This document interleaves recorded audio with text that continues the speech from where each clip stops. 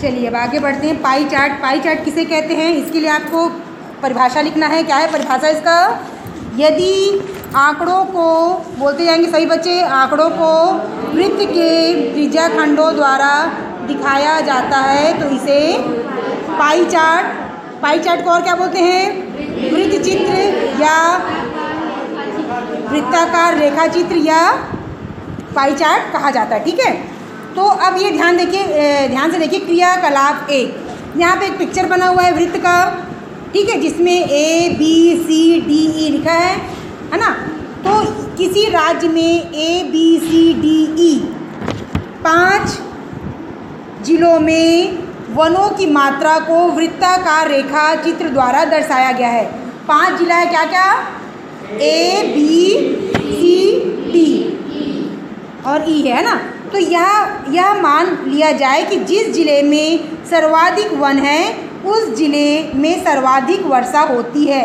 तो क्या आप बता सकते हैं कि किस जिले में सर्वाधिक वर्षा होती है? इस पाई चित्र के माध्यम से बता सकते हैं आप लोग? बता सकते हैं? बताओ किस जिले में होगी? ए जिले में। और किस जिले में सबसे कम वर्षा होगी? ई जिले में। ठीक है, तो ये पाई चित्र के माध्यम से आप बता सकते हैं। इस प्रकार के प्रश्न आएगा तो आप लोग हल कर लोगे ना। अब सेकंड में देख लीजिए, ये भी सेम वैसी है कि क्रियाकलाप 2, इसमें भी एक पाई चित्र बना हुआ है। ठीक है, एक वृत्त बना हुआ है, उम्मीदवार A, उम्मीदवार B, उम्मीदवार C, उम्मीदवार D। अब हम इस प्रश्न को पढ़ते हैं कि किसी विधानसभा चुनाव में 4 उम्मीदवार ने चुनाव लड़ा। उनके प्राप्त मतों को वृत्ताकार रेखा चित्र में दर्शाया गया है। वृत्ताकार रेखा चित्र को देखकर निम्नांकित प्रश्नों के उत्तर दीजिए। तो चलिए इसको उत्तर दीजिए। किस उम्मीदवार को सर्वाधिक मत मिले? उम्मीदवार A को क्या मिले? सर्वाधिक मत मिले। किस उम्मीदवार को सबसे कम मत मिले? D उम्मीदवार को सबसे कम मत मिले। तो ये क्रियाकलाप और चित्र को देखकर इस प्रकार के प्रश्नों को आप हल कर लेंगे। ठीक है, अब आगे बढ़ते हैं। थोड़ा थोड़ा प्रश्न थोड़ा बढ़ते जाएगा ना। जसपुर के एक विद्यालय में कक्षा 6 से कक्षा 10 तक पढ़ने वाले विद्यार्थियों की संख्या निम्नांकित है। इनको आपको क्या बनाना है? वृत्ताकार रेखा चित्र में दर्शाना है। किस प्रकार? जो ऊपर में बना ना वृत्ताकार, तो अभी तुरंत आप लोग सीध से रफली बनाओगे ना, सीध से आप अपने रफ कॉपी बना के दिखाओगे मुझे। देखो कक्षा दिया है 6 में 216, 7 में 180 की संख्या है, 8 में कितना है?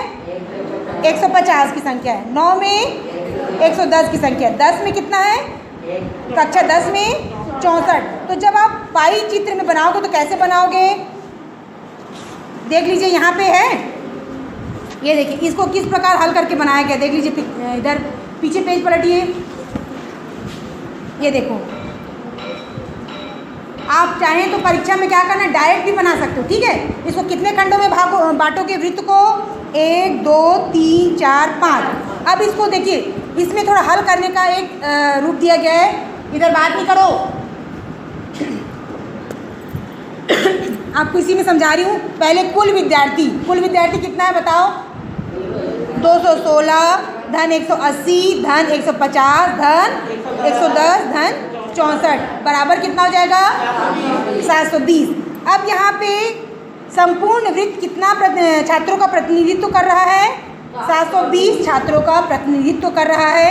तो यहाँ पे आपको ये थोड़ा जबकि जमा के लिखना पड़ेगा कि 720 छात्रों के लिए इस वृत्त के केंद्र पर बनाया गया कोण कितना होगा? 360 अंश। तो एक वहाँ पे सी से लिख लो या कॉपी में या बुक में ऊपर में लिख लो कि वृत्त के केंद्र पर बना कोण कितने अंश का होता है? 360 अंश का। वहाँ पे ऊपर में लिख लो। कभी कभी खाली स्थान में पूछा जाता है कि वृत्त के केंद्र बना कोण कितने अंश का होगा? 360 अंश का होता है। तो हमको एक छात्र के निकालना है तो क्या करेंगे? 360 बटे 720 करेंगे। और एक कक्षा के लिए निकालना पड़ेगा तो हम क्या करेंगे? कक्षा 6वीं के लिए निकालना पड़ेगा तो हमको क्या करना पड़ेगा? 360 बटे 720 गुणित 216। अब इसको कैसे कटाएंगे? देखो ऊपर के शून्य कट गए, नीचे के शून्य कट गए। अब क्या आप पहाड़ा पढ़ सकते हो? किसके पहाड़ा में 36 भी आता और किसके पहाड़ा में 72 आता बताओ? अभी मौखिक था आप लोगों का। किसके किसके पहाड़ा में? और 72 किसके बारे में आता है बताओ? 8 नहीं है 72। और 9 के पहाड़ा में 9 चौक 36, 9 चौक 36 और 9 अठे 72, 4 एकम 4, 4 दूनी 8। अभी 2 से कटाओगे 216 को, 2 एकम 2, 2 शून्यम 0, 2 अठे 16, तो कितना आया 108। कैसे कैसे कटाएं हम? पहले नीचे का शून्य कटाए हैं और ऊपर का शून्य।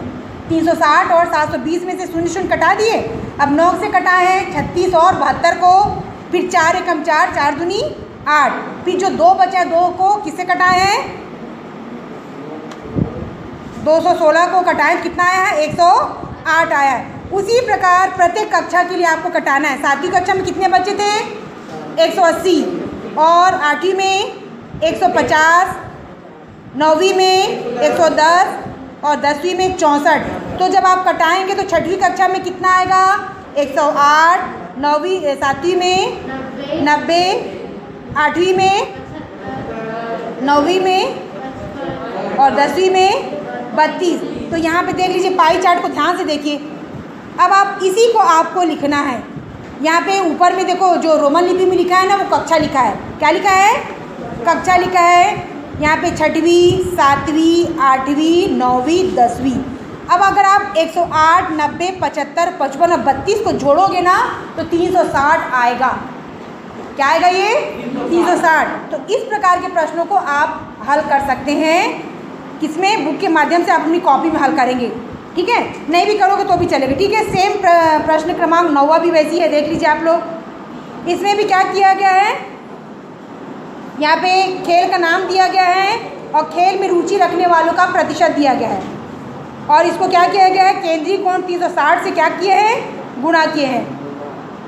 जब आप खेल में रुचि रखने वाले पहले सब जितने छात्रों की संख्या को आप जोड़ोगे कितना आ जाएगा 100। 100 कहाँ से आप पूछ रहोगे ना, केंद्रीय कोण में 65/100 लिखा है ना, 65/100 गुणित 360। इसको भी जब आप कटाओगे तो ये देखिए इस प्रकार आ रहा है 234, 54, 36, 11 और 25।